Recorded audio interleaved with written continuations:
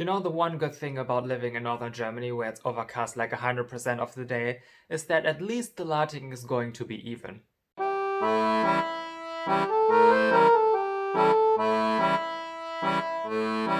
Hello everybody, welcome back to my channel. Today I want to do another book review, this time The Book of Spells by Ella Harrison, or as it's also called in its German version, Magie für den Alltag.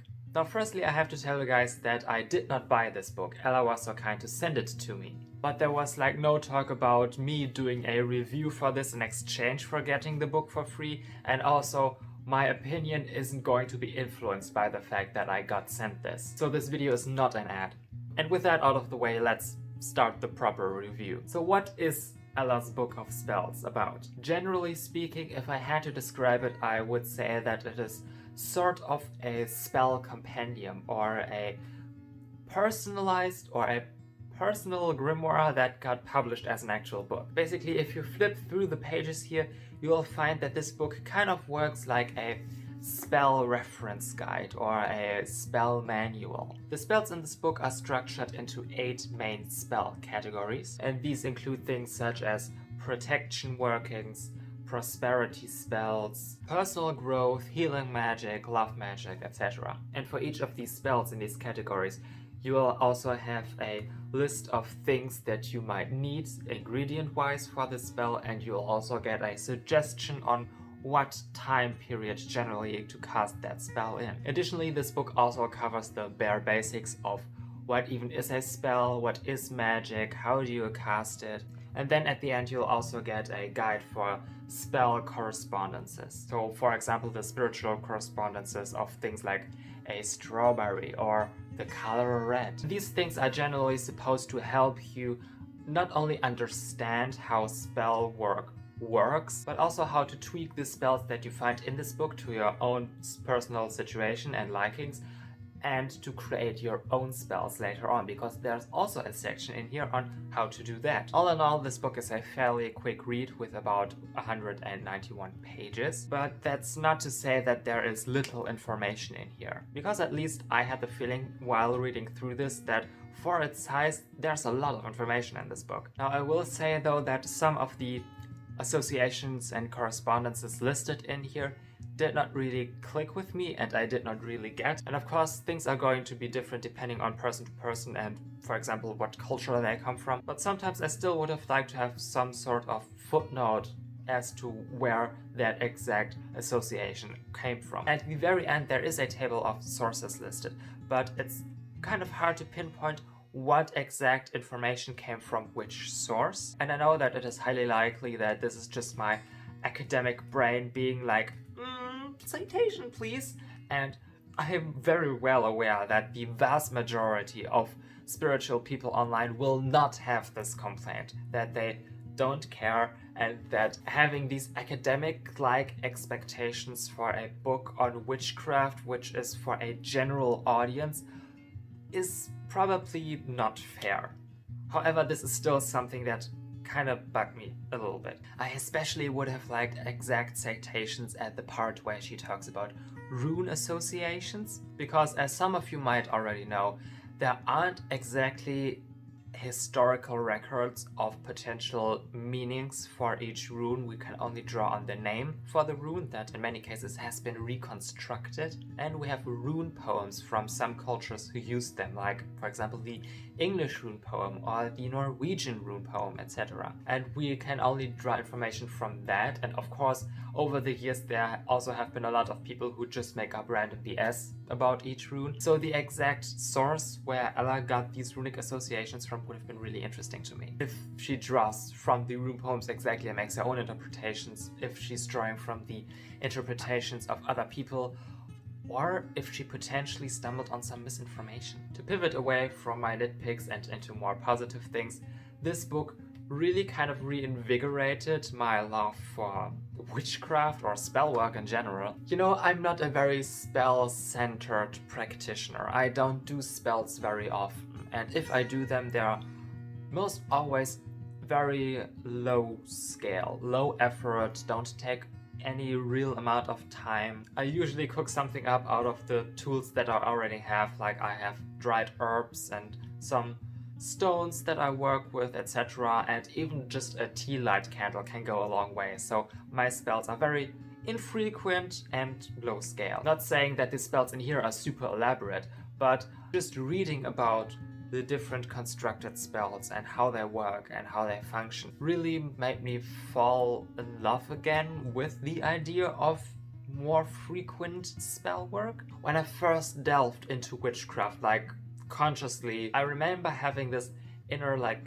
giddy excited feeling about this new thing that I had discovered, and this book kind of made me feel the same thing again. And this of course is just very subjective, but I think what I'm trying to say is that even if you are a practitioner that has been in their path for quite a while, reading through this book might bring a certain spark back into your practice. And you don't have to think that just because you're not a beginner anymore that you can't get anything substantial out of this. Now, from the perspective of a beginner witch, I also have to say that this book is better than the books that I had access to when I first started getting into this, because what I really like is that this book, besides going into the like common basic ideas about how to start your practice, such as constructing your altar and stuff, it also delves into ideas such as ethics and spell work. And in that section, this book also delves into things such as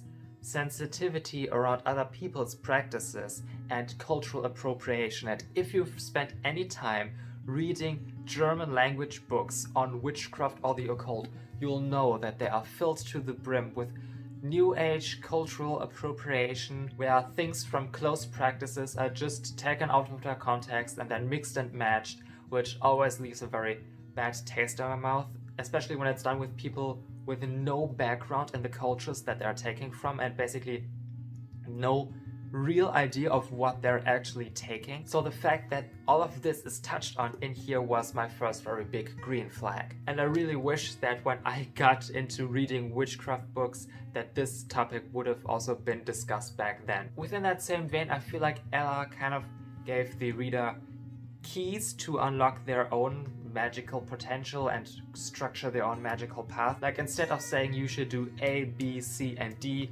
𝔖𝔬𝔬𝔢𝔨 basically writes, you have the opportunity to do this, but if you do research into this and look at these resources, you might come up with your own interpretations that you can base your practice around, and I really like that. One thing that I also really liked is that 𝔖𝔬𝔬𝔢𝔨, I think, mentions multiple times that the reader also can look to their own cultural traditions for witchcraft, and they might come up with their own associations for spell work, which are going to be more personal to them this way. And again, also when I started reading witchy beginner books, this was also basically never really mentioned. It might have become better in the recent years, although I kind of doubt that for the German books. So having this book in German now with this kind of information in it is really a step in the right direction, I feel like. Another thing that I did not see in a lot of witchy books is that when it came to spells focused on relationships, 𝔖𝔬𝔬𝔢𝔨 just doesn't focus on romantic relationships as many authors might do. She also talked about, for example, platonic relationships, which I feel like in society are a bit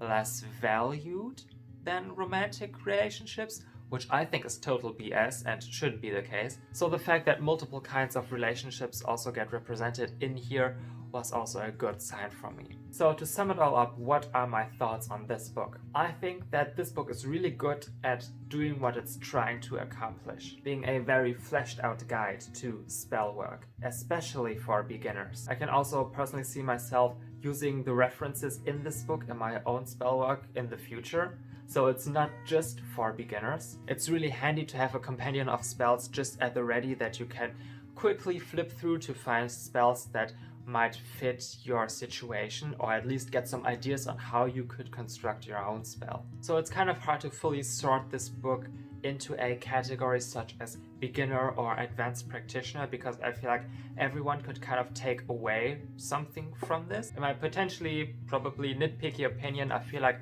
some things could have been cited a bit better, but other than that, I really enjoyed reading through this, and I'm glad that I have this book now in my collection. I don't have a ranking system such as 4 out of 5 stars, just make up your own opinions based on what I've said. I'm doing a bit less content right now because it's going into the holiday season, and especially for German folk magic practitioners, the time during and before and shortly after the Rauhnächte is very busy and centered with ritual activities, so I don't have that much time on my hands to do videos like this, and also university is still in existence, so yeah.